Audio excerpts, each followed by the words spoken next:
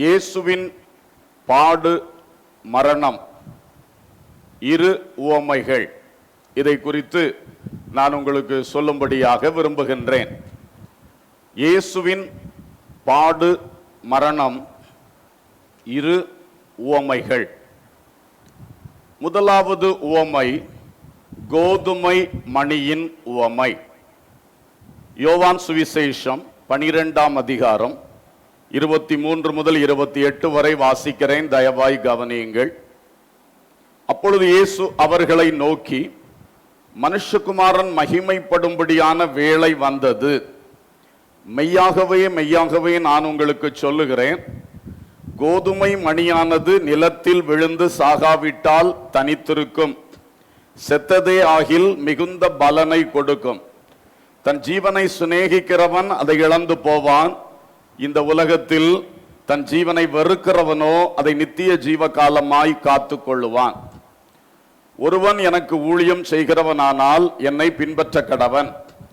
நான் எங்கே இருக்கிறேனோ அங்கே என் ஊழியக்காரனும் இருப்பான். ஒருவன் எனக்கு ஊழியம் செய்தால் அவனை பிதாவானவர் கனம் பண்ணுவார். இப்பொழுது என் ஆத்துமா கலங்குகிறது.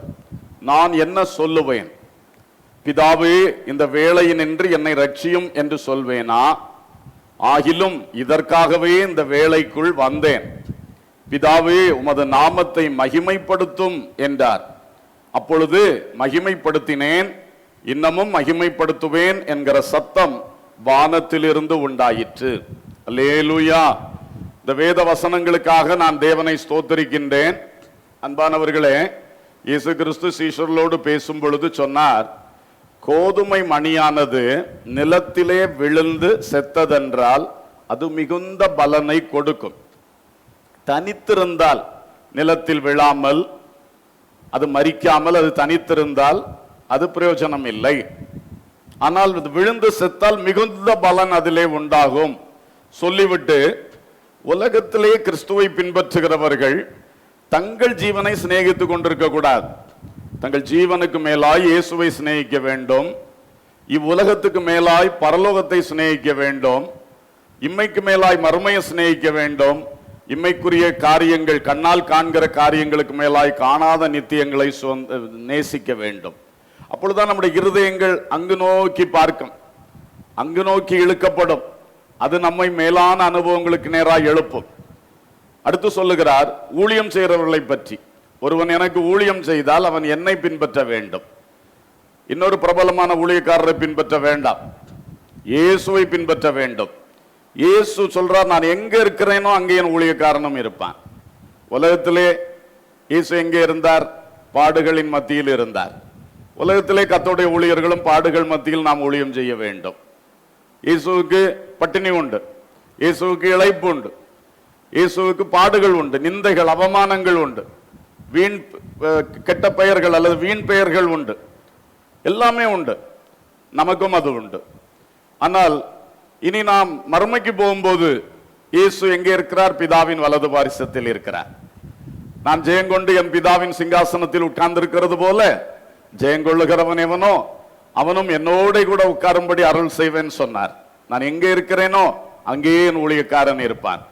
அதனால கர்த்தருக்கு ஊழியம் செய்கிற பிள்ளைகள் இந்த பாக்கியத்தை நினைத்து ஊழியம் செய்யணும்.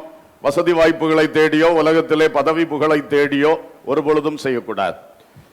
அப்புறம் தன்னை பற்றி சொல்லுகிறார், என் ஆத்துமா கலங்குகிறது.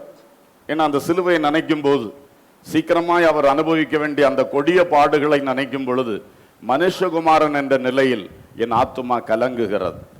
நான் என்ன சொல்லுவேன்? என் பிதாவே, இந்த வேளை என்னை, இந்த வேளையினின்று என்னை ரட்சியும் என்று சொல்லுவேனா? அதாவது சிலுவை பாடுகளிலிருந்து என்னை விடுவித்து அதிலிருந்து என்னை ரட்சித்து விடும், காப்பாற்றி விடும் என்று சொல்லுவேனா? சொல்ல மாட்டேன். இதற்காகவே இந்த வேளைக்குள் வந்தேன். பரலோகத்திலிருந்து பூமிக்கு வந்ததே இதுக்கு தான். அப்போ அவர் சொல்ல, பிதாவே என்னை மகிமைப்படுத்தும், பிதாவே உமது நாமத்தை மகிமைப்படுத்தும், பிதாவே உமது நாமத்தை மகிமைப்படுத்தும். என்ன அழகான ஒரு விண்ணப்பம். என்னை இந்த பாடுகளிலிருந்து விடுவித்து விடும் என்று சொல்லுவேனா? அது நல்ல ஜெபம் அல்ல. பிதாவே உம்முடைய நாமத்தை மகிமைப்படுத்தும், அதுதான் நல்ல ஜெபம்.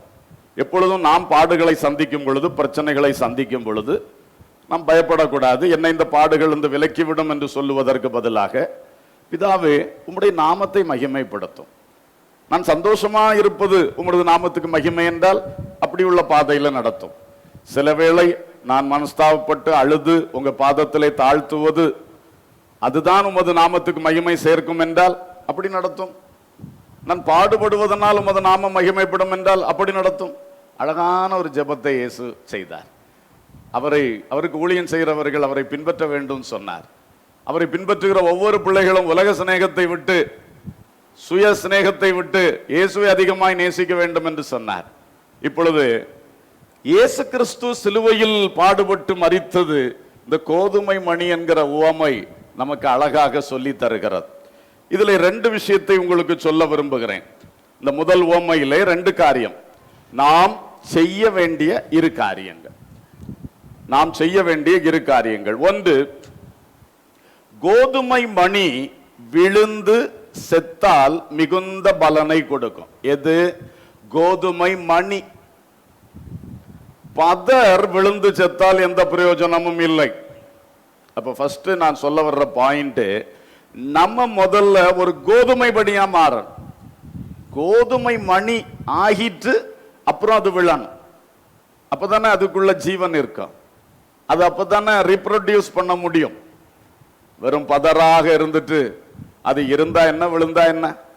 சோ கோதுமை மணி ஆகணும், அப்புறம் நிலத்தில விழணும், அப்ப மிகுந்த பலன். இயேசு கிறிஸ்து ஒரு கோதுமை மணியாக மாறி நிலத்திலே விழுந்தார், சிலுவையில் அடிக்கப்பட்டார். அது ஒரு ஆச்சரியமான விஷயம். 2 வேத பகுதிகள் இதை ரொம்ப அழகா சொல்லுகிறது. நான் நடுக்கத்தோடும் பயத்தோடும் இந்த வசனங்களை உங்களுக்கு சொல்லுகிறேன். எபிரேயர் 5:8 முதல் 10.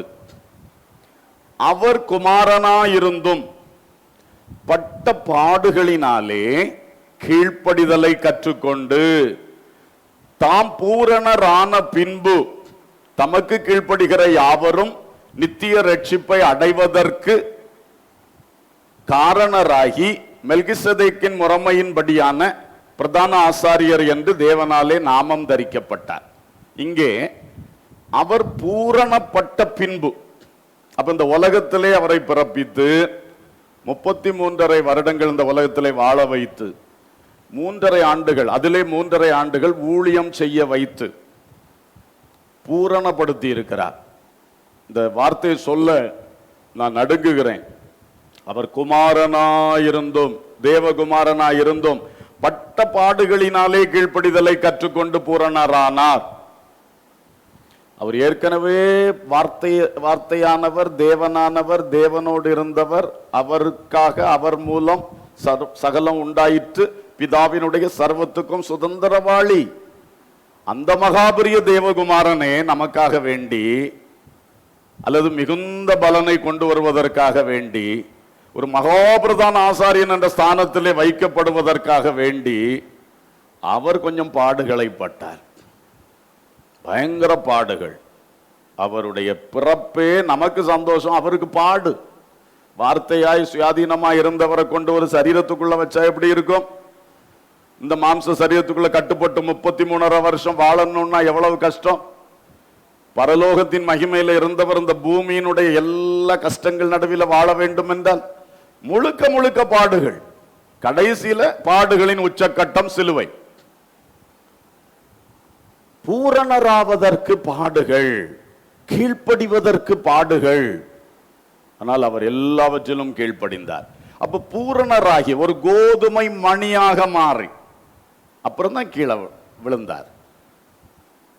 அவருக்கு சின்ன வயசுலே சிலுவையை கொடுக்கல, அதுக்கு ஒரு காலம் குறிப்பிடப்பட்டிருந்தது. நீ கோதுமை மணி ஆகணும், நீ பக்குவம் அடையணும், நீ முதிர்ச்சி அடையணும், நீ வளரணும், நீ பெருகணும், அதுக்கு பிறகு நீ மிகுந்த பலனை கொடுப்பாய். ஹல்லேலூயா. இன்னும் ஒன்று, எபிரேயர் 2:10. ஏனென்றால் தமக்காகவும் தம்மாலேயும் சகலத்தையும் உண்டாக்கினவர் அநேகம் பிள்ளைகளை மகிமையில் கொண்டு வந்து சேர்க்கையில் அவர்களுடைய ரட்சிப்பின் அதிபதியை உபத்திரவங்களினாலே பூரணப்படுத்துகிறது அவருக்கு ஏற்றதா இருந்தது. அங்கே பாடுகளினால் கீழ்ப்படிதலை கற்றுக்கொண்டு பூரணப்பட்டார்னு சொல்லியிருக்கு. இங்கே உபத்திரவங்களினாலே பூரணப்படுத்தினார். பூரணப்படுத்தி ரட்சிப்பின் அதிபதியாக நிறுத்தினார். The captain of our salvation, the author of our salvation, ரட்சிப்பின் அதிபதி. அந்த ஸ்தானத்துக்கு இயேசு வர்றதுக்கு அநேக உபத்திரவங்களினால் பூரணப்படுத்தப்பட்டார். ஒரு மகா பிரதான ஆசாரியனாக மாறுவதற்கு, ஒரு ரட்சிப்பின் அதிபதியாக மாறுவதற்கு, அதையெல்லாம் சிலுவையில் வெற்றியாய் நிறைவேற்றுவதற்கு, அந்த குறிப்பிட்ட வேளையில் நிலத்தில் விழுந்து செத்து மிகுந்த பலனை கொண்டு வருவதற்கு கோதுமை மணியாக்கப்பட்டார். இன்று சகோதரனே சகோதரியே, பூரணப்பட்டவர்கள் பலன் கொடுக்க முடியும், அல்லது பக்குவப்பட்டவர்கள், அந்த வளர்ச்சியும் தேர்ச்சியும் அடைந்தவர்கள் பலன் கொடுக்க முடியும், பலன் கொடுக்க வேண்டும். ஆகவே இன்றைக்கு ரட்சிக்கப்பட்டவர்கள் நற்செய்தி அறிவிக்க வேண்டும். நீங்க எதுல பலப்பட்டிருக்கீங்களோ அதை மற்றவங்களுக்கு சொல்லுங்க. நீ ஸ்திரப்பட்ட பின் உன் சகோதரரை ஸ்திரப்படுத்து. நீ கோதுமை மணி ஆகி மற்றவர்களை நீ அந்த அனுபவத்திலே, மற்றவர்களுக்கு பிரயோஜனமான அனுபவத்திலே மாற வேண்டும். அப்போ முதல்ல நம்ம வளரணும், நாம் அந்த வளர்ச்சியும் தேர்ச்சியும் அடையணும். அடைந்தவர்கள் ஒரு நாளும் சும்மா இருக்கக்கூடாது. அது அடைபட்ட காலமா இருக்கட்டும், திறக்கப்பட்ட காலமா இருக்கட்டும், சமயம் வாய்த்தாலும் வாய்க்காவிட்டாலும் திருவசனத்தை ஜாக்கிரதையாய் பிரசங்கம் பண்ணுங்கள். ரட்சிக்கப்பட்டவர்களே, நீங்கள் எப்படி சும்மா இருக்க முடியும்? நீங்கள் ரட்சிக்கப்பட்ட ஒரு கோதுமை மணி, நீங்கள் பிறருக்கு பலன் கொடுக்கணும், பெரிய பலனை உண்டாக்கணும். நீங்கள் இயேசுவை பற்றி மற்றவர்களுக்கு நற்செய்தி சொல்ல வேண்டும். சுவிசேஷ தரிசனம் எல்லாருக்குள்ளும் இல்லை. உங்களுக்குள்ள ஆண்டவர் உருவாக்கி இருக்கிறார். உங்களை ஒரு கோதுமை மணியாய் உருவாக்கி இருக்கிறார். அழிந்து போகிற ஆத்துமாக்களை குறித்து உங்களுக்கு பாரம் இருக்கிறது. நீங்க சும்மா இருக்கக்கூடாது, பலன் கொடுக்க வேண்டும். கோதுமை மணிகள் தனித்திருப்பது பிரயோஜனம் அல்ல. கோதுமை மணிகள் பலன் கொடுக்கணும். இயேசு வளர்ந்தார், பூரணப்பட்டார், மிகுந்த பலனை கொடுத்தார். அல்லேலூயா. ஆகவே இன்றைக்கு சுவிசேஷ தரிசனம் பெற்றவர்கள் அடங்கி இருக்காதிருங்கள். ஒரு வழி அடைக்கப்பட்டா என்ன, வேறு எத்தனை வழிகள் திறந்திருக்கிறது. உங்களுக்கு எந்த வழி வாய்ப்பு இருக்குன்னு பாருங்க. அந்த வழியில் சுவிசேஷத்தை நீங்க அறிவிக்க ஆரம்பிங்க. கர்த்தருக்கு மகிமை உண்டாகட்டும். ஸ்தோத்திரம். எனக்கெல்லாம் ஆரம்ப நாட்கள்ல சுவிசேஷம் அறிவிக்க ரொம்ப ஆசை. ஆனா ரொம்ப பயம், ரொம்ப வெக்கம், யாரும் சப்போர்ட் கிடையாது. நான் நாகர்கோயில்ல வீட்டில் இருக்கிற ட்ராக்ஸ் எல்லாம் எடுத்து ஜோல்னா பையில போட்டுக்கிட்டு கிறிஸ்டியன் மேகசின்ஸ் எல்லாம் எடுத்து போட்டு ரோட்லயே சுத்திட்டு இருப்பேன். யாருக்கு கொடுக்கலாம், யாருக்கு கொடுக்கலாம், யாரை பார்த்தாலும் பயம். இவர் ஏதோ சொல்லிடுவாரோ, அவர் ஏதோ ஏசிடுவாரோ, பேசிடுவாரோ. கடைசியில் சில நாள் ஒரு டிராக்டும் கொடுக்காம சுத்திட்டு வந்திருக்கிறேன் எத்தனை நாட்கள். அப்புறம் பார்த்தேன், ஆள் கையில கொடுத்தா பயமா இருக்கு, இந்த லெட்டர் பாக்ஸில் போட்டுட்டு வந்துடலாம். தெருவில் யாரும் நடமாட்டம் இல்லாத சமயம் பார்த்து லெட்டர் பாக்ஸில் போட்டு வந்துடுறது. வழி இருக்கா இல்லையா? எல்லாருக்கும் ஒரு வழி இருக்கு செய்யறதுக்கு. செய்யணும்னு நினைச்சா செய்யலாம். இன்னைக்கு ஆண்டவர் கிருபையினால ஒரு நேரம் ஓய்வில்லாமல் அவருடைய சுவிசேஷத்தை சுமந்து செல்லும் ஒரு கழுதை குட்டியாக மாற்றி இருக்கிறார். அல்லேலூயா. அன்பர்களே, மனம் இருந்தால் வழி திறக்கும். நீங்க கோதுமை மணிகள். இந்த ரட்சிப்பு அறியாத எத்தனை பேர் இருக்கிறாங்க? ஏன் சொல்லவில்லை? காலம் கொடிதாய் இருக்கிறது. மக்கள் இயேசுவை அறியாமலே மடிந்து போகிறார்கள். சொல்ல வேண்டிய கடமை உங்களுடையது. சொல்லுங்கள். மிஷனரி தரிசனம் பெற்றவர்கள் உண்டு. அந்த விஷயத்தில் உங்களை கர்த்தர் வளர்த்திருக்கிறார். மிஷனரிகள்னா யாரு? அவங்க படுற பாடு என்ன? அவங்க எதுக்காக பாடுபடுறாங்க? அவங்க மூலம் வரக்கூடிய சமுதாய மறுரூபம் என்ன? மனிதர்களுக்குள் வர்ற மறுரூபம் என்ன? மனிதர்களுக்கு வருகிற நித்திய பாக்கியம் என்ன? எல்லாம் நீங்க அறிஞ்சிருக்கிறீங்க. மிஷனரி தரிசனம் பெற்றவர்கள் ஜெபம் பண்ணுங்கள், மிஷனரிகளை தாங்குங்கள், ஜெப குழுக்களை எழுப்புங்கள், ஒரு பலன் கொடுங்க. கோதுமை மணி ஒன்றாயிலும் தனித்திருக்க கூடாது. உன்னை உருவாக்க கர்த்தர் எவ்வளவு பாடுபட்டிருப்பார் யோசித்து பாருங்கள். பரிசுத்த ஆவியான உங்களுக்குள்ள எவ்வளவு கிரியை செய்திருக்கிறார். அவருடைய வேல்யூபிள் டைம் உன்னோட ஸ்பெண்ட் பண்ணி இருக்கிறார் பரிசுத்த ஆவியானவர். அவருடைய கிருபை வரங்களை உனக்குள்ள தந்திருக்கிறார் ஆவியானவர். வெறும் சுயத்துக்காக அனுபவிக்கிறதுக்கு அல்ல. இத மிகுந்த பலனை கொடுக்கணும். மிஷனரி தரிசனம் உள்ளவங்க மற்றவங்களுக்கு சொல்லுங்க, பேசுங்க. போய் பார்க்க முடியாது, போன் இருக்கா இல்லையா, டைம் இருக்கா இல்லையா? முந்தி பிஸி பிஸின்னு சொல்லுவீங்களே, இன்னைக்கு நீங்க பிஸி இல்லையே, நீங்க வீட்டில் இருக்கிறீங்களே, கையில போன் இருக்குல்ல. சிலர்லாம் வாட்ஸ்அப் எல்லாம் பயன்படுத்துறீங்க. சும்மா கண்ட நியூஸை ஃபார்வர்ட் பண்ணி என்ன பிரயோஜனம்? அதை நிறுத்திட்டு பிரயோஜனமானதை மக்களுக்கு சொல்லுங்கள். ஹல்லேலூயா. மிஷனரி தரிசனம் ஊட்டுவதற்கு தான் உன்னை கோதுமை மணியாய் மாற்றினார். தேசத்தின் எழுப்புதலை குறித்த தரிசனம் எல்லாருக்கும் இல்லை, ஆனா உங்களை அந்த பாதையில உருவாக்கினார். இந்தியாவை பற்றி சொன்னா, தேசத்துக்கா ஜெபம் பண்ணுங்கன்னு சொன்னா சிலருக்கெல்லாம் அது மனசுல தட்டவே செய்யாது. ஆனா உங்களுக்கோ அதுல ரொம்ப உருவாக்கி இருக்கிறார். ராத்திரியெல்லாம் ஜெபிக்கிறீங்க, அதிகாலையில ஜெபிக்கிறீங்க, சிலர் நியூஸ் பேப்பரை படிச்சுட்டு கண்ணீரோட ஜெபிக்கிறீங்க, டிவி பார்த்துட்டே அழுது ஜெபிக்கிறீங்க. நீங்க ஒரு கோதுமை மணி, ஆண்டவர் உங்களை உருவாக்கி இருக்கிறாரு. இதை உங்களோட வச்சுட்டு இருக்காதீங்க, தனித்து இருக்காதீங்க. இத கொடுங்க, பலன் கொடுங்க, மற்றவங்களுக்குள்ள ஊட்டுங்க. 2 பேரும் கூட சேர்த்து வச்சு ஜெபம் பண்ணுங்க. நீங்க 5 மணி நேரம் ஜெபம் பண்ணுவீங்கன்னு வச்சுக்கங்களேன், அவங்கள பிடிச்சு அப்படி உட்கார வைக்காதீங்க. ஒரு அரை மணி நேரம் அவங்களுக்குள்ள அதை விதைய போடுங்க, அப்புறம் அவங்க வளருவாங்க. கண்டிப்பா செய்யுங்க, பலன் கொடுக்கணும். கோதுமை மணி சும்மா இல்ல, கோதுமை மணி ஆனது பலன் கொடுக்க வேண்டும். கர்த்தருக்கு ஸ்தோத்திரம். அதே போல ஏழைகளுக்கு உதவி செய்யறது எல்லாருடைய உள்ளத்துல இல்ல, உங்களை அதிலே உருவாக்கி இருக்கிறார். தர்ம ஊழியங்கள், ஏழைக்கு சகாயங்கள்.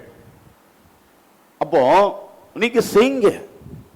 ஐயோ எல்லாமே பொருளாதாரம் பயங்கரமா விழுந்துரும் சொல்றாங்களே, நான் இருக்கிறத கொஞ்சம் பிடிச்சு வைக்க வேண்டாமா? நீ பிடிச்சு வச்சா ஒண்ணுக்கு உதவாது. கர்த்தரை நம்பி ஏழைகளுக்கு நம்ம செஞ்சோம்னா அங்கிருந்து வாசல் திறந்து நமக்கு கொட்டுவார். அல்லேலூயா. இதுதான் வேதத்தின் பிரமாணம். எனக்குன்னு சொன்னா தன் ஜீவனை நேசிக்கிறவன் அதை இழந்து போவான். ஆனா நம்ம பிறருக்கு, இயேசுவின் நாமத்தின் நிமித்தம் பிறருக்கு அப்படின்னு நம்ம சொல்லும் பொழுது, செய்யும் போது கண்டிப்பா நமக்கு அதனுடைய அறுவடை வரும், கண்டிப்பாக. சோ இந்த தரிசனத்தை மற்றவங்களுக்கு ஊட்டுங்க. இந்த மாதிரி பலன் கொடுக்க வேண்டும். சத்தியத்தை அறிந்தவர்கள், சத்தியத்தை மற்றவங்களுக்கு சொல்றீங்களா? எபிரேயர் 5:12 காலத்தை பார்த்தால் போதகராயிருக்க வேண்டிய உங்களுக்குன்னு சொல்றார். போதகர்னா என்ன? போதகர்னாலே நம்ம நினைக்கிறது பாஸ்டர். பாஸ்டர் என்கிற வேர்டு மேய்ப்பர். போதகர்னா டீச்சர். எல்லாரும் டீச்சர்ஸ் ஆகலாம். எனக்கெல்லாம் ரொம்ப ஆசை, நம்ம ஒவ்வொரு வீடுகள்லையும், இன்னைக்குன்னு இல்லை என்னைக்குமே நான் இதை சொல்றது தான், ஒவ்வொரு வீடும் ஒரு ஜெப வீடா இருக்கணும். ஒவ்வொரு வீட்லையும் வீக்லி என்னைக்கா ஒரு நாள் சாயங்காலம் 1 hour பைபிள் ஸ்டடி நடக்கணும், ஒரு குரூப் பிரேயர் நடக்கணும். எவ்வளவு சந்தோஷம். எருசலேமை தங்கள் போதகத்தினால் சீடர்கள் நிரப்பினார்கள். இன்று நீங்கள் வாழும் இடத்தை எல்லாம் நீங்க போதகத்தால நிரப்பணும். சபைக்கு நான் சொல்லியிருப்பேன் இதே உதாரணத்தை, இருந்தாலும் சொல்றேன். நான் ஒரு வாலிபனா இருந்த பொழுது எங்க வீட்டு பக்கத்துல ISROல வேலை பார்க்க வந்த ஒரு இன்ஜினியர் சகோதரன், அவர் அன்னைக்கு அவரும் ஒரு யூத் தான், லாட்ஜில் தங்கியிருந்தார். அவர் அண்ணா யூனிவர்சிட்டியில் படிக்கும்போது ரட்சிக்கப்பட்டிருக்கிறார். அப்புறம் வேலை கிடைச்சி புதுசா வந்திருக்கிறார். அவருக்கு ஒரு ஆசை, எப்படியா கொஞ்சம் வாலிபர்களுக்கு இயேசுவை பற்றி சொல்லணும், பைபிள் டீச் பண்ணணும். அது அவருக்கு ரொம்ப ஆசை. எப்படியோ கான்டாக்ட் கிடைச்சது. நாங்கள் ஒரு 2-3 பேர் போவோம். வீக்லி ஒன்ஸ், புதன்கிழமைன்னு எனக்கு ஞாபகம், 1 hour அவர் லாட்ஜ் ரூமுக்கு போவோம். அவர் ஒரு பாட்டு பாடி கொஞ்சம் எங்களுக்கு வசனத்தை எடுத்து அமைதியா சொல்லி தருவார். அதை நாங்கள் கேட்போம், எங்களுக்கு பிரயோஜனமா இருக்கும். பாருங்கள், ஒரு வாலிபர், அவருக்கு சத்தியம் தெரியுது, அந்த சத்தியத்தை இன்னும் சில வாலிபர்களுக்கு சொல்லணுமே என்கிற ஆசை. எனக்கு தான் ISROல ஜாப் கிடைச்சிருக்கு, காலையிலே போகணும் நாகர்கோயில்ல இருந்து அங்க வரைக்கும், சாயங்காலம் வரணும், டயர்டா தூங்குவோம். அப்படி பார்க்கல, ஒரு ஊழியத்தை செய்தார். எங்களை போன்றவர்களுக்கு அது பிரயோஜனமா இருந்தது. பாருங்கள், அப்போ இப்படியாக சத்தியத்தை அறிந்தவர்கள் இன்னைக்கு சத்தியத்தை சரியா போதிக்காதனால, சொல்லி கொடுக்காதனால அநேகர் சத்தியத்தை அறியாமலே இருக்காங்க. உங்களுக்கு ஒரு குற்ற உணர்வு இன்னைக்கு வரட்டும், ஐயோ நான் தெரிஞ்சதை மக்களுக்கு சொல்லலையே. உங்களுக்கு என்ன வாய்ப்பு அதுல சொல்லுங்க. கண்டிப்பாக. சோ இப்படி முதல் பாயிண்ட், கோதுமை மணி தான் பிரயோஜனப்பட முடியும். இயேசு ஒரு கோதுமை மணியாய் உருவாக்கப்பட்டு ரைட் டைம்ல நிலத்திலே விழுந்தார், முளைத்தெழும்பி மிகுந்த பலன் உண்டாயிற்று. செகண்ட் பாயிண்ட் என்னன்னா, இந்த முதல் உவமையில் இரண்டாவதாக நான் சொல்ல வருகிறது, கோதுமை மணி நிலத்தில் விழுந்து செத்தால் தான் பலன் உண்டாகும், தனித்திருந்தால் பிரயோஜனம் இல்லை. முதல்ல கோதுமை மணி ஆனால் தான் பயன்பட முடியும். நீங்க உருவாக்கப்பட்டு பயன்படுங்க, ஸ்திரப்படுத்தப்பட்டு பயன்படுங்க. சரிதானா? சவுலும் பர்னபாவும் அந்தியோகியா சபையிலே தரித்திருந்தார்கள், அடங்கி இருந்தார்கள், உருவாக்கப்பட்டார்கள். குறித்த வேளை வந்த உடனே ஆவியானவர் மிஷனரி ஊழியத்துக்கு அழைத்து கொண்டு சென்றார், அப்போஸ்தலனாக மாற்றினார். அப்ப அதுவரைக்கும் அந்த கோதுமை மணிகள் உருவாக வேண்டிய காலம். உருவாகுங்க, உருவாகுங்க, பலன் கொடுங்க. இரண்டாவது விஷயம், நீங்க பலன் கொடுக்கணும்னா நிலத்துல விழுந்தா தான் பலன் கொடுக்க முடியும். பலன் கொடுப்பதை குறித்து சொன்னேன், சந்தோஷமா இருந்தது. அதே வேளையில் இந்த பலன் கொடுக்கிறதுல நல்ல பிரயோஜனம் வரணும், நல்ல பலன் வரணும்னா நிலத்திலே விழ ஒப்பு கொடுக்க வேண்டும். இயேசு கிறிஸ்து மாம்ச சரீரத்திலே பூமியிலே வாழ்வதை விட ஒரு கோதுமை மணியாக மரித்ததும் உயிர்த்து பரலோகம் சென்றதும் மிகுந்த பலனை நமக்கு தருகிறது. இந்த வார்த்தையை நல்லா கவனிங்க. அவர் அன்னையிலிருந்து இன்னைக்கு வரைக்கும் உலகத்துல ஒரு சரீரத்துக்குள்ள வாழ்ந்துட்டு இருந்தாருன்னா அதை விட அவர் மரித்தது அதிக பிரயோஜனம், நிலத்துல விழுந்தது மிகுந்த பிரயோஜனம். இப்ப இயேசு உலகத்துல வாழ்வது பிரயோஜனம் தான், ஆனால் அவர் மரித்தது அதை விட மிக பிரயோஜனம். இதைத்தான் புரிந்து கொள்ள வேண்டும். இயேசுவே சொன்னார், யோவான் 12:32, நான் பூமியிலிருந்து உயர்த்தப்பட்டிருக்கும் போது எல்லாரையும் என்னிடத்தில் இழுத்துக் கொள்ளுவேன். இப்பொழுது ஒரு யூதேயாவில் அவர் வாழ்ந்து கொண்டிருக்கிறார், ஒரு சமாரியாவுக்கு சென்று வந்தார், கலிலேயாவுக்கு அடிக்கடி ஊழியம் செய்தார். அங்கோடு நின்று போயிட்டேன், சரீர பிரகாரமா இருந்த இயேசு அதுக்கு மேல என்ன செய்ய முடியும்? எவ்வளவு பயணம் செய்ய முடியும்? ஆனா அவர் சொன்னார், சீக்கிரமா நான் பூமியிலிருந்து உயர்த்தப்படுவேன், அதாவது சிலுவை மரத்திலே உயர்த்தப்படுவார். எப்படி வெண்கல சர்ப்பம் மோசையின் காலத்தில் உயர்த்தப்பட்டிருந்ததோ அப்பொழுது அதை நோக்கி பார்த்த யாவரும் பிழைத்தார்கள் அல்லவா, அதே போல ஆண்டவராய் இயேசு கிறிஸ்து பூமியிலிருந்து சிலுவையிலே உயர்த்தப்படுவார். அதைத்தான் சொன்னார், நான் பூமியிலிருந்து உயர்த்தப்பட்டிருக்கும் போது எல்லாரையும் என்னிடத்தில் இழுத்துக் கொள்வேன். அப்ப நான் இந்த யூதேயாவிலே ஒரு சரீரத்தோடு வாழ்ந்து கொண்டிருந்தா உங்களுக்கு தான் பயன்பட முடியும். ஆனால் என்றைக்கு நான் நிலத்தில் விழுந்து மரிப்பேனோ, சிலுவையில் உயர்த்தப்படுவேனோ, அன்றைக்கு முழு உலகத்துக்கும் இரட்சகராக நான் மிகுந்த பலனை கொடுப்பேன் சொன்னார். அது மட்டும் இல்ல, பாருங்க, யோவான் 16:7 சொன்னார், நான் உங்களுக்கு உண்மையை சொல்லுகிறேன், நான் போகிறது உங்களுக்கு பிரயோஜனமாய் இருக்கும், நான் போகாதிருந்தால் தேற்றரவாளன் உங்களிடத்தில் வரார், நான் போவேனே ஆகில் அவரை உங்களிடத்திற்கு அனுப்புவேன், அவர் வந்து பாவத்தை குறித்தும் நீதியை குறித்தும் நியாய தீர்ப்பை குறித்தும் உலகத்தை கண்டித்து உணர்த்துவார். இப்ப இயேசு சொன்னார், நான் போகிறது தான் உங்களுக்கு பிரயோஜனம். ஏன்னா நான் இந்த சரீரத்துக்குள்ள கட்டப்பட்டு ஊழியம் செய்கிறேன். நான் வந்ததே சிலுவையில் பிராயச்சித்தம் செய்வதற்காகத்தான், அதுக்காகத்தான் நான் இப்படி கட்டப்பட்டு வந்து நிக்கிறேன் சரீரத்துக்குள்ள.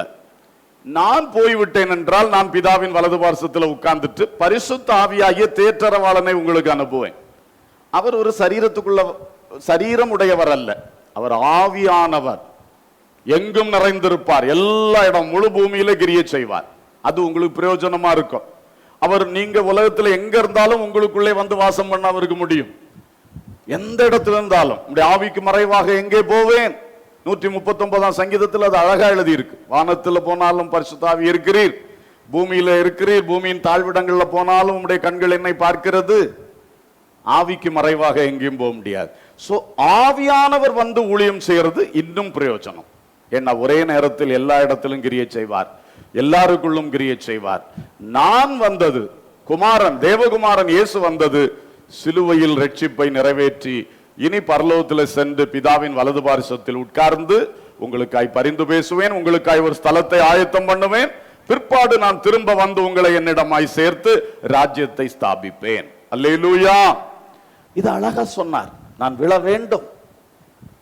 அப்ப இயேசுவும் நான் இருக்கிறது ரொம்ப நல்லா இருக்கு, எல்லாரையும் ஹீலிங் பண்றேன், எல்லாருக்கும் டீச்சிங் பண்றேன், எல்லாருக்கும் ஆறுதல் கொடுக்கிறேன்னு இங்கே உட்கார்ந்து இருந்தார்னா என்ன ஆகும்? அவன் நிலத்திலே விழதுக்கு ஒப்பு கொடுத்தனால பிரயோஜனம் உண்டாயிற்று. நீ கோதுமை மணியாய் இருப்பது பிரயோஜனம். அடுத்தது அந்த கோதுமை மணியாய் இருந்து நிலத்துல விழுந்தாத்தான் மிகுந்த பலனை கொண்டு வர முடியும். சோ நீங்க உங்களுக்குள்ள ஆண்டவர் என்ன தரிசனம், என்ன அறிவு, என்ன தாளந்து திறமை வச்சு உங்களை கோதுமை மணியா உருவாக்கி இருக்கிறாரோ அதுல பலன் கொடுங்கன்னு சொன்னேன். அடுத்தது நீங்க விழ வேண்டிய இடத்துல விழணும். அப்பதான் பலன் கொடுக்க முடியும். நீங்கள் சில சமயங்கள்ல, அதாவது பக்குவப்பட்டவர்கள் நல்லா பயன்படணும்னா நிலத்துல விழணும், சாகணும். சில சமயம் என்ன செய்யணும்?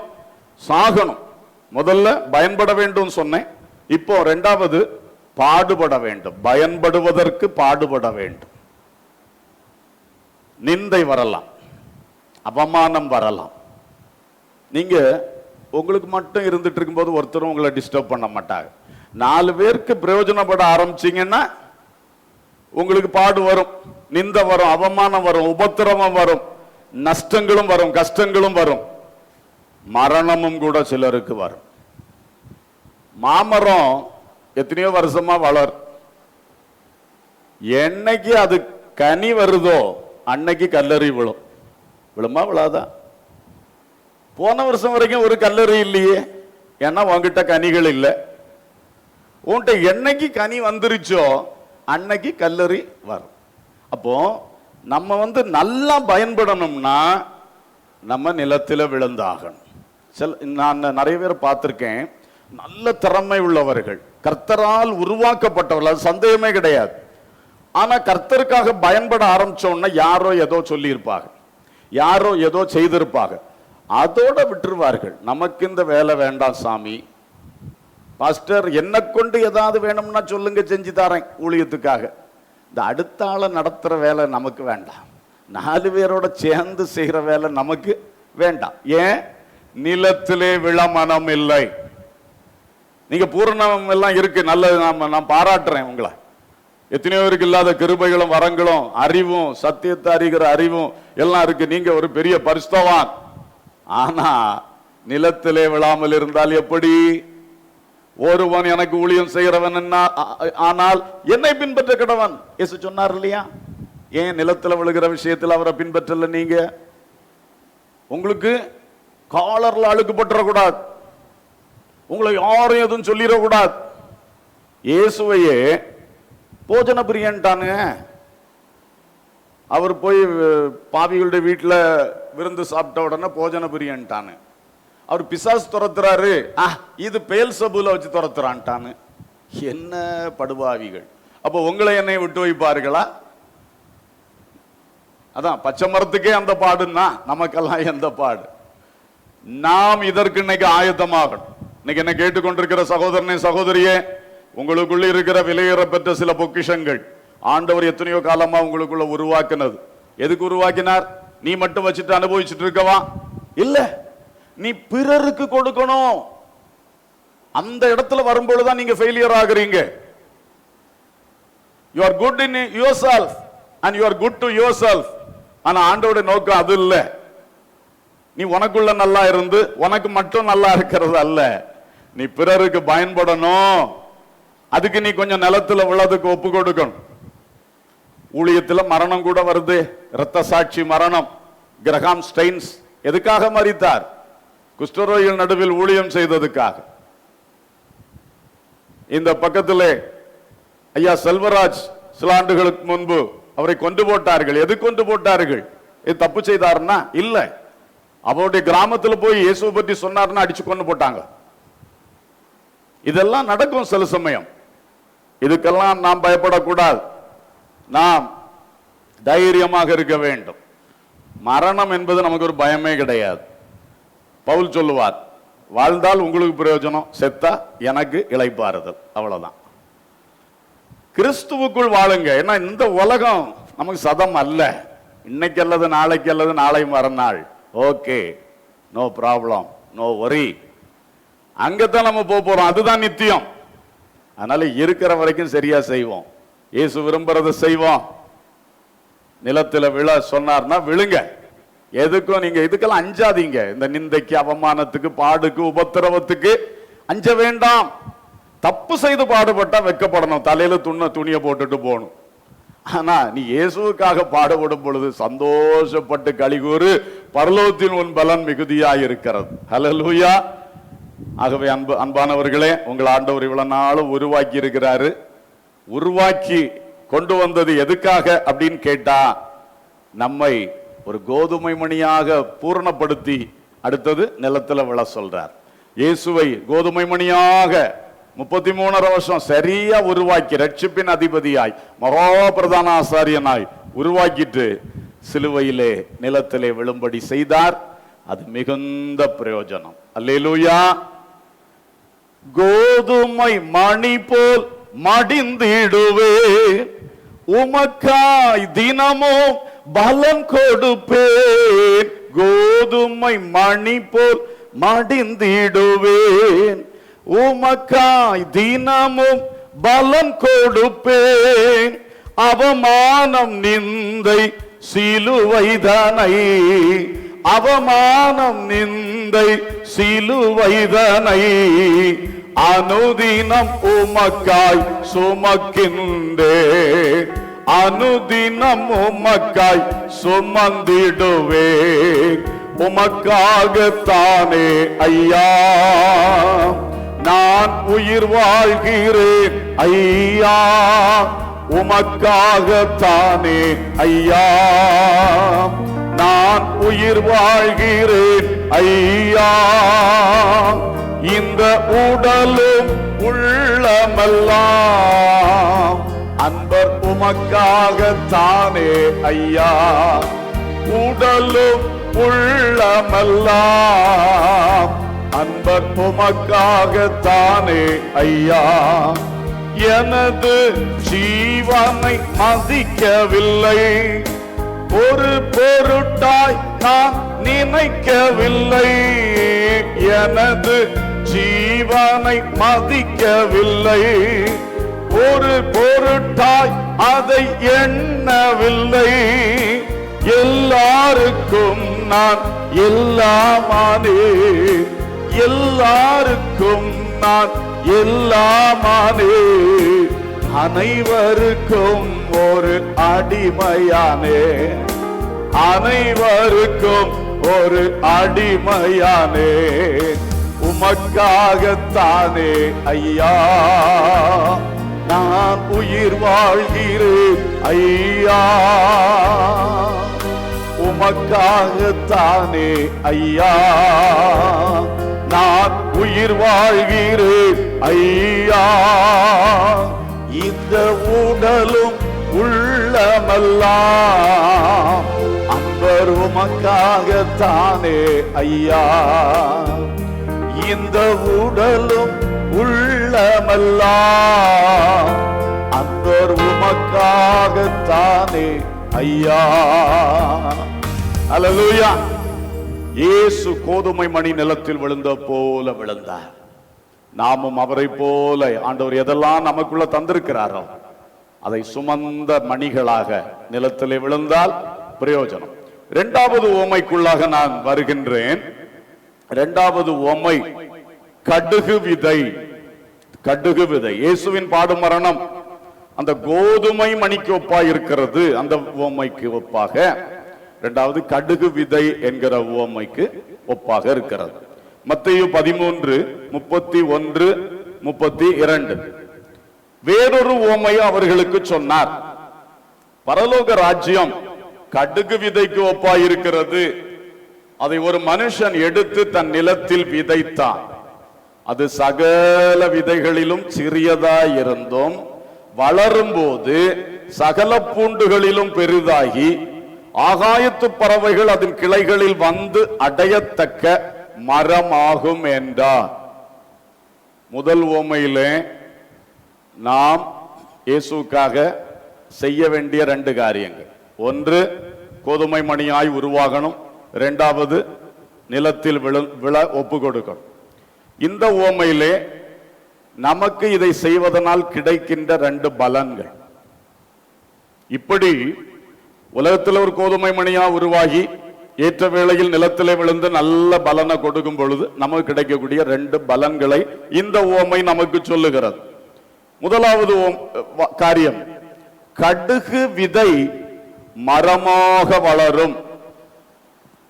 ஒரு சின்ன கடுகு விதைய நிலத்துல போட்டா அது கடுகாட்டு வளராது.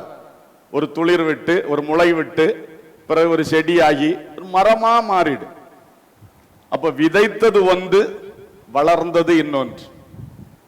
ஒரு விதைய உள்ள போட்டா ஒரு மரமாக வளருது. கர்த்தருக்கு ஸ்தோத்திரம். அதோட பலனை பாத்தீங்களா? அது விழுந்த பிறகு அது வேறு மேனியாக வளர்ந்து வருது. விதைத்தது ஒரு விதை என்கிற மேனி, ஆனால் வருவதோ ஒரு மரம் என்கிற ஒரு கனிதரும் மேனி.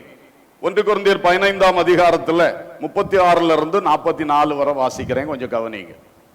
புத்தியினனே, நீ விதைக்கிற விதை செத்தால் ஒழிய உயிர்க்க மாட்டாதே. நீ விதைக்கிற போது இனி உண்டாகும் மேனியை விதையாமல் கோதுமை அல்லது மற்றொரு தானியத்தினுடைய வெறும் விதையையே விதைக்கிறாய். அதற்கு தேவன் தமது சித்தத்தின்படியே மேனியை கொடுக்கிறார். விதை வகைகள் ஒவ்வொன்றிற்கும் அதற்கேற்ற மேனியையே கொடுக்கிறார். அடுத்தது 42ஆம் வசனத்திலிருந்து பாருங்க. மரித்தோரின் உயிர்த்தெழுதலிலும் அப்படியே இருக்கும். அழிவுள்ளதாய் விதைக்கப்படும், அழிவில்லாததாய் எழுந்திருக்கும். கனவீனம் உள்ளதாய் விதைக்கப்படும், மகிமை உள்ளதாய் எழுந்திருக்கும். பலவீனம் உள்ளதாய் விதைக்கப்படும், பலம் உள்ளதாய் எழுந்திருக்கும். ஜென்ம சரீரம் விதைக்கப்படும், ஆவிக்குரிய சரீரம் எழுந்திருக்கும். ஹல்லேலூயா. இப்போ ஒரு விதைத்தல் என்பது ஒரு மரணம், அடக்கம் பண்ணப்படுதலை காட்டுது. அடுத்து முளைத்தல் என்பது உயிர்த்தெழுதலை காட்டுது. நாம் கிறிஸ்துவுக்காய் நிலத்திலே விழுந்தால் அடுத்தது நாம உயிர்த்தெழுவோம். கிறிஸ்துவுக்காய் மரித்தவர்கள், கிறிஸ்துவுக்குள் மரித்தவர்கள் கிறிஸ்துவுக்குள் எழும்புவார்கள். கிறிஸ்து வரும்பொழுது உயிரோடு எழும்புவோம். அப்போ அது எப்படி? இந்த மாம்ச சரீரம், ஜென்ம சரீரம், அழிவுக்குரிய சரீரத்தை மண்ணுக்குள்ள வைக்கிறோம். ஆனால் உயிர்த்தெழும்பும் பொழுது தேவ தூதரிலும் மகிமையாய், தேவகுமாரனுடைய சாயலுக்கு ஒப்பாய், பிரகாசத்தோடு மகிமையோடு எழும்பி வருவோம். அழிவுள்ள இந்த சரீரம் அழியாமையை தரித்துக் கொள்ளும். இந்த கனவீனமான சரீரம் கனமுள்ளதாக மாறிவிடும். இந்த பலவீனமான சரீரம் பலமுள்ளதா எழும்போம். இந்த ஜென்ம சரீரம் ஆவிக்குரிய சரீரமா எழும்போம். இயேசு கிறிஸ்து சிலுவையில் அடிக்கப்பட்டு மரித்து அவருடைய சரீரத்தை கொண்டு அடக்கம் பண்ணாங்க. 3ஆம் நாள்ல உயிர்த்தெழும்பின சமயத்துல இந்த மண்ணின் சரீரத்துக்கு பதில் அதே மண்ணின் சரீரம் விண்ணுக்குரிய தன்மை உள்ளதா மாறிடுச்சு. அதுதான் இது. அழிவின் தன்மை போயிருச்சு, பலவீன தன்மை போயிருச்சு, கனவீனமான தன்மை போயிருச்சு, ஜென்ம சரீரம் போயிருச்சு, மகிமை அடைந்த சரீரம். ஆனா அது சரீரம். பரிசுத்த ஆவியானவருக்கு சரீரம் இல்ல, பிதாவுக்கு சரீரம் இல்ல. ஆனா இயேசு கிறிஸ்துவுக்கு சரீரம் உண்டு. உயிர்த்தெழுந்த இயேசுவுக்கு சரீரம் உண்டு. ஆனால் அது மறுரூபம் அடைந்த மகிமையின் சரீரம். இன்னொரு பேரு ஆவிக்குரிய சரீரம். ஹல்லேலூயா. அந்த சரீரத்தோடு தானே தோமாவுக்கு காட்சி கொடுத்து என்னை தொட்டு பாருன்னு எல்லாம் சொன்னார். எனவே நமக்கும் அது உண்டு. நிலத்திலே விழுந்தவன், கிறிஸ்துவுக்காக நிலத்தில் விழுந்தவன் ஒருவனும் வீணாய் போனது இல்லை. ஹல்லேலூயா. அதனால கிறிஸ்துவுக்குள் மரணம் என்பதும் மகா பெரிய ஜெயம்தானே ஒழிய ஒன்றும் சங்கடப்படுவதற்குள்ள விஷயம் அல்ல.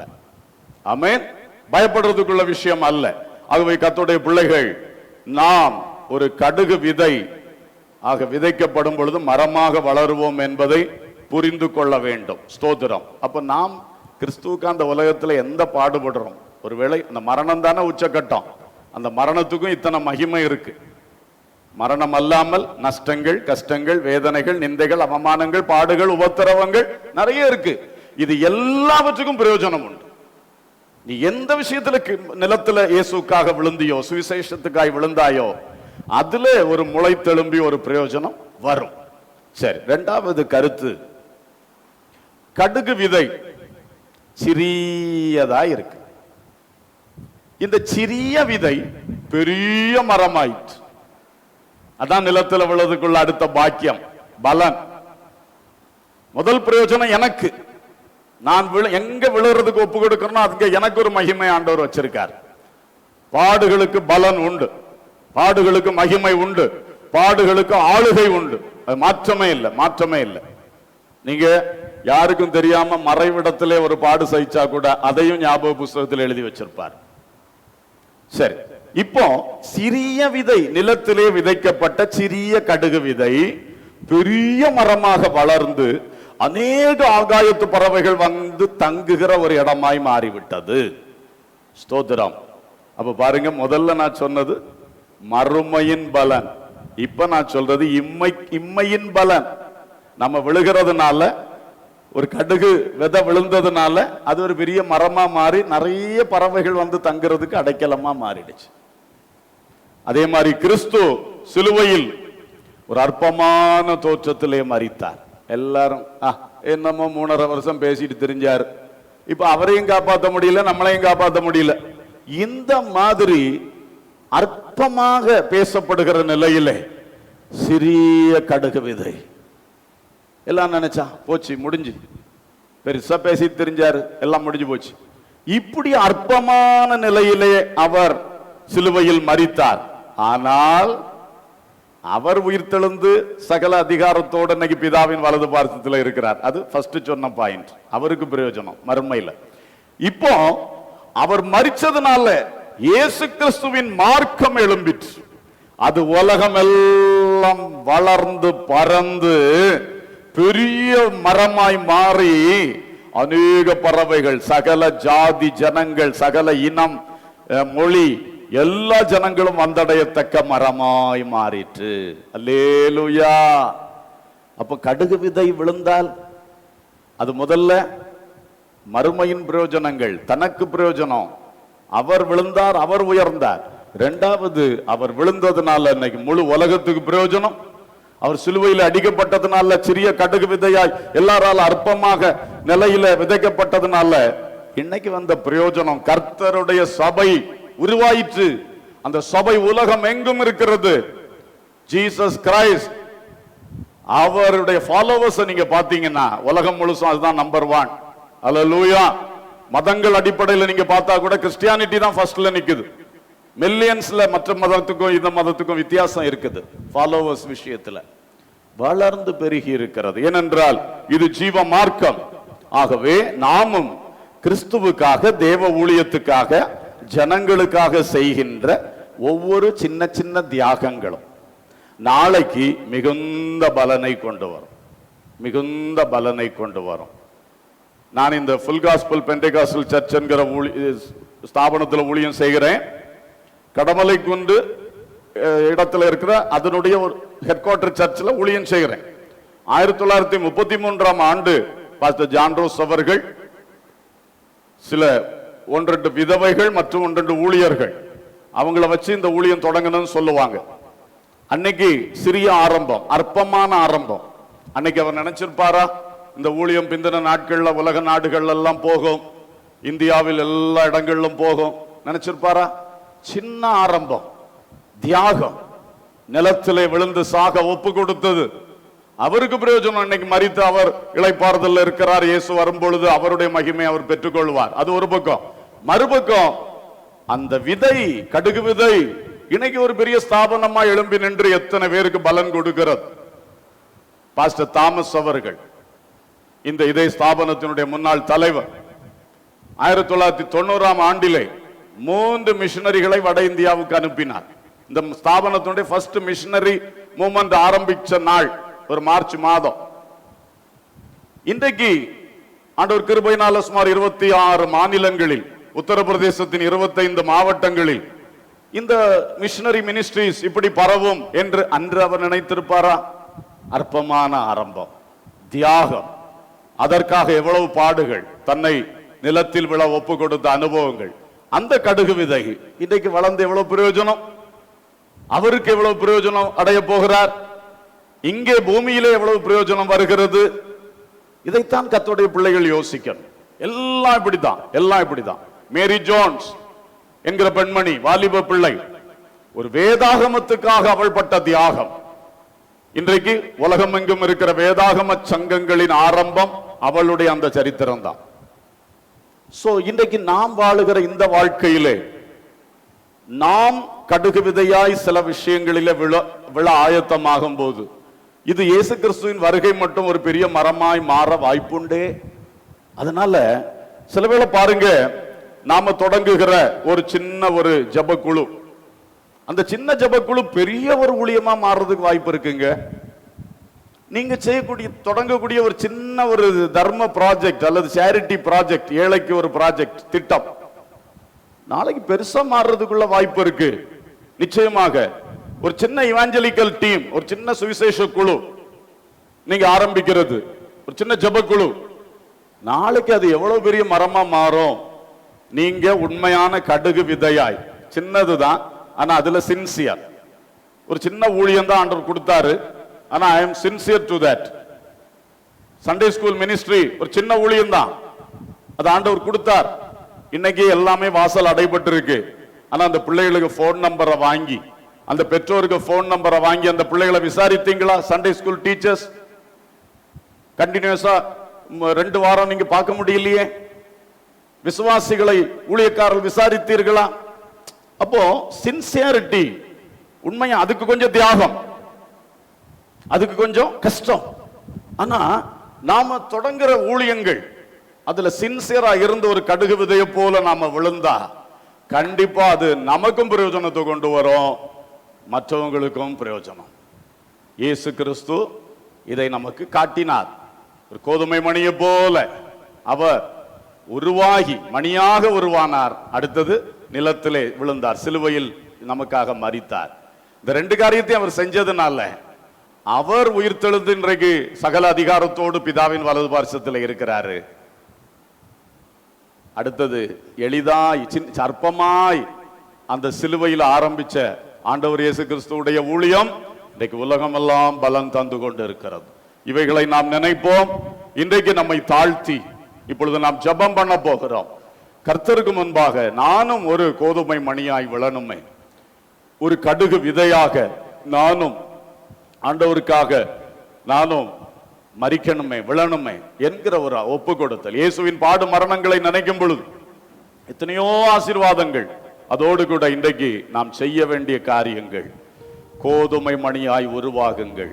கிடைத்திருக்கிற நேரங்கள்ல நல்ல பைபிள் வாசிங்க, நல்ல ஜெபம் பண்ணுங்க, நல்ல ஆவியின் அபிஷேகத்துல வளருங்க, நல்ல உறவுகளை கட்டி எழுப்புங்க, சுபாவங்களை சீர்திருத்துங்க. கர்த்தருடைய பாதத்தில் இருந்து இன்னும் சரிப்பட்டு கோதுமை மணிகளாய் உருவாக்கப்படுவோம். அது மட்டுமல்ல, எங்கே விழணுமோ, எங்கே தாழ்த்தணுமோ, எங்கே நான் மறைந்து நிக்கணுமோ, எதுக்கும் ரெடி, எதுக்கும் ரெடி, எதுக்கும் ரெடி என்று ஒப்பு கொடுங்க. இந்த 2ஐயும் செஞ்சீங்கன்னா கடுகு விதை மரமாய் வளர்ந்தது போல நீங்கள் இயேசுவுக்காய் எதெல்லாம் பாடுகள் அனுபவிக்கிறீங்களோ எல்லாத்துக்கும் மகிமை வரும். உங்களுக்கு மகிமை உண்டு, நித்தியத்துல உண்டு. ஹல்லேலூயா. அது மட்டும் இல்ல, நீங்க செய்கிற அந்த ஊழியத்தினால உலகத்தில் அநேகருக்கு பிரயோஜனம் உண்டு, அநேகருக்கு பிரயோஜனம் உண்டு. ஹல்லேலூயா. எத்தனை இடர்கள் வந்தாலும் எதுவும் என்னை அசைப்பதில்லை. எத்தனை இடர்கள் வந்தாலும் எதுவும் என்னை அசைப்பதில்லை. மகிழ்வுடன் தொடர்ந்து ஓடுகிறேன், மகிழ்வுடன் தொடர்ந்து ஓடுகிறேன். மன நிறைவோடு பணி செய்வேன், நான் மன நிறைவோடு பணி செய்வேன். உமக்காகத்தானே ஐயா நான் உயிர் வாழ்கிறேன் ஐயா, உமக்காகத்தானே ஐயா நான் உயிர் வாழ்கிறேன் ஐயா. இந்த உடலும் உள்ளமெல்லாம் அன்பர் உமக்காகத்தானே ஐயா. இந்த உடலும் உள்ளமெல்லாம் அன்பர் உமக்காகத்தானே ஐயா. எனது பேச்செல்லாம் உமக்காக, எனது செயலெல்லாம் உமக்காக, எனது பேச்செல்லாம் உமக்காக, எனது செயலெல்லாம் உமக்காக, எழுந்தாலும் நடந்தாலும் உமக்காக, நான் எழுந்தாலும் நடந்தாலும் உமக்காக, அமர்ந்தாலும் படுத்தாலும் உமக்காக, அமர்ந்தாலும் படுத்தாலும் உமக்காக, உமக்காகத்தானே ஐயா நான் உயிர் வாழ்கிறேன் ஐயா, உமக்காகத்தானே ஐயா நான் உயிர் வாழ்கிறேன் ஐயா, இந்த உடலும் உள்ளமெல்லாம் அன்பர் உமக்காகத்தானே ஐயா, இந்த உடலும் உள்ளமெல்லாம் அன்பர் உமக்காகத்தானே ஐயா. சொல்லுவோம், உடலும் உள்ளமெல்லாம் அன்பர் இயேசுவுக்கு தானே ஐயா. ஹல்லேலூயா. எல்லாரும் வாய் திறந்து ஸ்தோத்திரம் பண்ணி, வாய் திறந்து வார்த்தைகளை சொல்லி தேவனுடைய சன்னிதானத்தில் ஜெபிப்போம். பிதாவே உம்மை நோக்கி பார்க்கிறோம், தேவகுமாரன் இயேசுவே உம்மை நோக்கி பார்க்கிறோம், பரிசுத்த ஆவியானவரே உம்மை நோக்கி பார்க்கிறோம். ஓ தேவ கிருபை, தேவ பிரசன்னம், தேவனுடைய ஆளுகை, தேவனுடைய சமூகம் இந்த ஜெப வேளையில் எங்களை ஆட்கொள்ளட்டும். ஓ க்ளோரி, ஹல்லேலூயா. பரலோகத்திலிருந்து பூலோகத்துக்கு இறங்கி வந்து ஒரு கோதுமை மணியாக உருவாக்கப்பட்டீர், கோதுமை மணியாக உருவாக்கப்பட்டீர். உபத்திரவங்கள் நூடாய், பாடுகளின் ஊடாய் பூரணப்படுத்தப்பட்டு சிலுவையிலே நிலத்தில் விழுந்த கோதுமை மணியாய் மாறினீர். நாங்களும் கூட ஒரு கோதுமை மணியாய் உருவாக்கப்பட வேண்டும். சுவிசேஷ ஊழியத்தின் கிருபைகள், சத்தியத்தை அறிகிற அறிவின் கிருபைகள், மிஷனரி பாரம் தரிசனம், ஏழைகளுக்கான பாரம் தரிசனம், எழுப்புதலுக்கான பாரம் தரிசனம், இன்னும் எத்தனையோ கிருபை வரங்கள், ஆவியின் வரங்கள் பெற்று, சுபாவ சீர்திருத்தங்கள் பெற்று, பரிசுத்தம் அடைந்து, தேவ நீதியை தரித்து பூரணத்துக்கு நேராய் வளர உதவி செய்யும். அப்படி வளருகின்ற நிலையிலே எப்பொழுதெல்லாம் எங்களை தாழ்த்த வேண்டுமோ, எப்பொழுதெல்லாம் நிலத்திலே விழ வேண்டுமோ அதற்கு ஆயத்தமாய் வாழ எங்களுக்கு உதவி செய்யுங்கப்பா. எல்லாரும் சேர்ந்து ஜெபம் பண்ணுங்க. எனக்குள் இருக்கிறதை இயேசுவுக்காக பயன்படுத்த, இயேசுவின் நாமத்து நிமித்தம் ஜனத்துக்காக பயன்படுத்த, நான் எங்க நிந்தை அனுபவிக்கணும், எங்க பாடுகள், எங்க என்னுடையதை செலவு பண்ணி நான் ஊழியம் செய்து நஷ்டம் அடையணுமோ அப்படியெல்லாம் நிலத்திலே விழ இதோ நான் ஆயத்தம். என் ஜீவனை நேசித்தால் அதை இழந்து போவேன். என் ஜீவனுக்கு மேலா என் இயேசுவை நேசிக்க, பரலோக ராஜ்யத்தை நேசிக்க, உலகத்தில் கண்ணால காண்கிற எல்லாவற்றுக்கும் மேலா என் இயேசுவை நேசிக்க கிருபை தார். ஊழியம் செய்கிற நாங்கள் உம்மையே பின்பற்ற உதவி செய்யும். யாரோ எப்படியோ செய்கிறார்கள்னு திசை மாறி போகாதபடி உம்மையே பின்பற்ற எங்களுக்கு கிருபை தார். நீர் அழகாய் ஜெபம் பண்ணீர். சிலுவை என்கிற இந்த வேலையை விட்டு என்னை ரட்சியும் என்று ஜெபிக்காமல், பிதாவே உம்முடைய நாமத்தை மகிமைப்படுத்தும் என்று ஜெபித்தீர். என்ன அழகான ஜெபம். பாடுகளை பார்த்து பயந்து ஓடாமல், இதன் நடுவில் என் பிதாவின் நாமம் மகிமைப்பட வேண்டும் என்ற குறிக்கோளோடு வாழ எங்களுக்கு உதவி செய்யும். ஹல்லேலூயா. வாழ்க்கையில் வருகிற பாடுகள், சரீரத்தில் வருகிற பாடுகள், அவனவன் தன் தன் சிலுவையை அனுதினமும் சுமந்து கொண்டு உம்மை பின்பற்றணும் சொன்னீரே. எங்கள் சிலுவை, தன் தன் சிலுவை, சரீர பாடுகள், குடும்ப பாரங்கள், பொருளாதார கஷ்டங்கள் எல்லாம் உண்டு. அதோடு கூட சுவிசேஷத்து நிமித்தம் வருகிற பாடுகள், அது உம்முடைய சிலுவையில் பங்கடைகிறது. அதையும் நாங்கள் அடைய தைரியமாய் முன் செல்ல உதவி செய்யுங்கப்பா. எல்லாரும் ஜெபிக்கிறீங்களா? இவைகளினால் வருகிற பலனை நினைத்து சந்தோஷப்படுங்க. நீங்க என்னென்ன பாடுகள் படுறீங்களோ அதுக்கெல்லாம் ஆண்டவர் உங்களுக்கு மகிமை வச்சிருக்காரு, உங்களுக்கு ஆளுக வச்சிருக்கிறார். பூமியில எதை தரணுமோ தருவார், மறுமையில எதை தரணுமோ தருவார். கடுகு விதை மரமா முளைக்கும், பலன் உண்டு.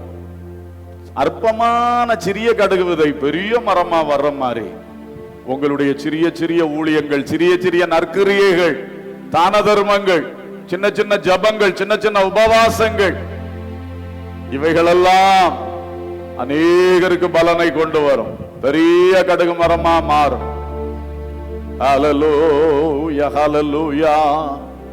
இந்த பலாபலன்களை நினைப்போம். நமக்கும் பிரயோஜனம், மக்களுக்கும் பிரயோஜனம். அப்படி ஒரு வாழ்க்கை வாழ்வதுதான் கிறிஸ்தவ வாழ்க்கை. கோதுமை மணி போல், கடுகு விதை போல் என் இயேசுவின் பாடு மரணங்கள் நமக்கு முன்மாதிரியாய் இருக்கிறது. ஹல்லேலூயா. எங்கள் அன்பின் பிதாவை, நல்ல தகப்பனை உம்மை ஸ்தோத்திரிக்கிறோம். உமது குமாரன் இயேசு கிறிஸ்துவை தந்தருளி இவ்வளவாய் உலகத்தில் அன்பு கூர்ந்ததற்காக ஸ்தோத்திரம். என் ஆண்டவர் இயேசு கிறிஸ்து தம்மையே, தம் ஜீவனையே, தம் இரத்தத்தையே ஊற்றி தந்து எங்களில் அன்பு கூர்ந்ததற்காக ஸ்தோத்திரம். பரிசுத்த ஆவியின் மூலம் அந்த தேவ அன்பு எங்கள் உள்ளங்களுக்குள் ஊற்றப்பட்டதற்காக ஸ்தோத்திரம். இந்த தேவ அன்பினால் நிறைந்து இயேசு சென்ற பாதையை நாங்கள் திரும்பி பார்க்கும் போது, ஆம் கர்த்தாவே, நீர் இந்த உலகத்தில் வந்த ஒரு கோதுமை மணியாய் உருவாக்கப்பட்டீரப்பா. அப்புறம் சிலுவை மரத்திலே, நிலத்திலே விழுந்து செத்த கோதுமை மணியாய் மாறினீர். ஆனால் நீர் கடுகு விதையை போல உயிர் செழும்பினீர். இன்றைக்கும் மகிமைப்பட்டு கொண்டிருக்கிறீர்.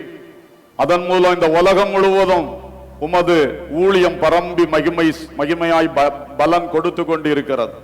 இதே போல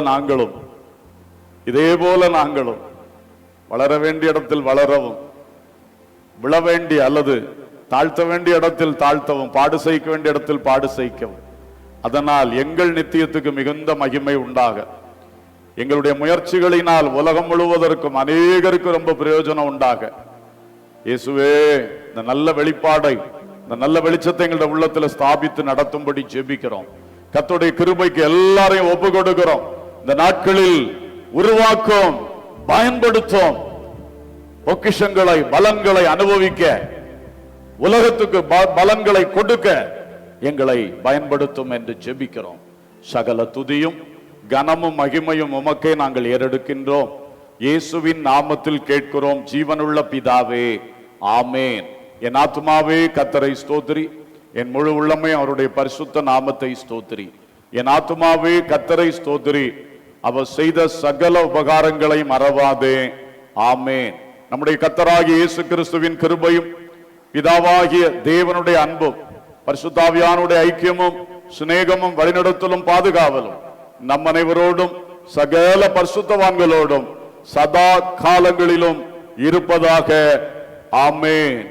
துதி கனம் மகிமை எல்லாம் இயேசு ராஜாவுக்கே, துதி கனம் மகிமை எல்லாம் நம் இயேசு ராஜாவுக்கே, துதி கனம் மகிமை எல்லாம் நம் இயேசு ராஜாவுக்கே, துதி கனம் மகிமை எல்லாம் நம் இயேசு ராஜாவுக்கே.